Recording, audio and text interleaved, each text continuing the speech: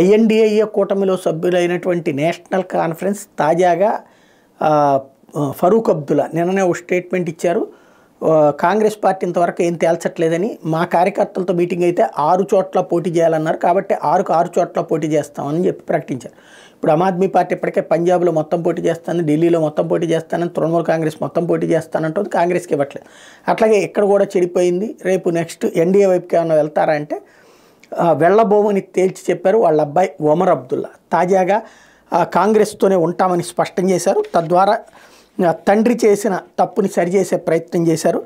India విపక్ష ఐఎన్డిఏ కూటమితోనే తమ ప్రయాణం కొనసాగుతుంది. నేషనల్ కాన్ఫరెన్స్ ఉపాధ్యక్షుడు జమ్మూ కాశ్మీర్ మాజీ ముఖ్యమంత్రి ఒమర్ అబ్దుల్లా గురువారం స్పష్టం చేశారు. జమ్మూ కాశ్మీర్ లడాఖ్లోని 6 లోక్సభ స్థానాల్లో 3 సీట్ల సర్దుబాటుకు సంబంధించి కాంగ్రెస్తో చర్చలు జరుగుతున్నట్టు వెల్లడించారు. అంతకుముందు ఆ పార్టీ అధ్యక్షుడు ఫరూక్ అబ్దుల్లా విలేకరులతో మాట్లాడుతూ లోక్సభ అసెంబ్లీ ఎన్నికల్లో ఎన్సీ ఒంటరిగానే పోటీ చేస్తున్నట్టు చేసిన వ్యాఖ్యలు కలగం సృష్టించాయి. ఈ నేపథ్యంలో ఒమర్ ఆ వ్యాఖ్యలకు భిన్నంగా స్పందించారు. బీజేపీని ఓడించాలనే ఏకైక లక్ష్యంతోనే ఐఎన్డీఏ కూటమి ఏర్పడింది. ఆ పెద్ద లక్ష్యం కోసం చిన్న త్యాగాలు చేయక తప్పదు. 6 లోక్సభ సీట్లోనూ ఎన్సీ పోటీ చేయాలన్న కార్యకర్తల అభిప్రాయాన్ని మాత్రం ఫరూక్ వెల్లడించారు. అంత మాత్రం ఇండియా కూటమికి దూరం కాబోము, బీజేపీ నేతృత్వంలో ఎన్డీఏతో కలిసే ప్రసక్తి లేదని తేల్చి చెప్పారు.